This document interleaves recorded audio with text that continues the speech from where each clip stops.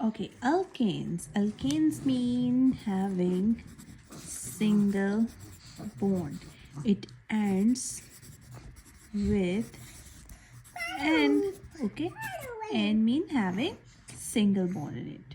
For example, pentane or butane, whatever you can say, C4H. What was it?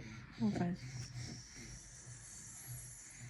this was 8, 9, 10, 4, C4H, 10, and then the formula, for example, H10, and the formula, general formula is CN H2N plus 2. Okay, so we can write it like this.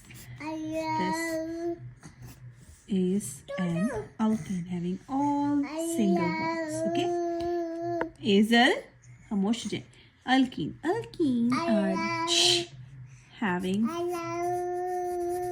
double bond. Only one double bond or multiple double bonds. For example, we have a large alkane chain, but it have a double bond, then it will convert into alkene, not alkane. Alkane, if all have single, then it's alkane. If only one double bond is present, then it's alkene. If everything is single in a chain but a branch is double, it is also an alkene. Okay, its general formula is CnH2n because plus 2 is absent because 2 hydrogens are removed when we add a double bond in it. For example, you can say C4H 2 is 8. Okay, now alkynes. Alkynes mean having triple bond. If an alkane have a triple bond in it, it is not an alkane, it is alkyne. It enters ine.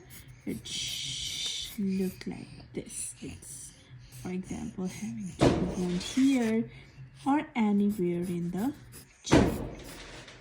Like, for example, it is here.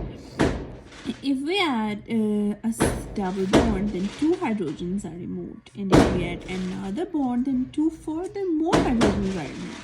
So its formula contains less hydrogen and H2n minus 2 because 2 hydrogens are removed.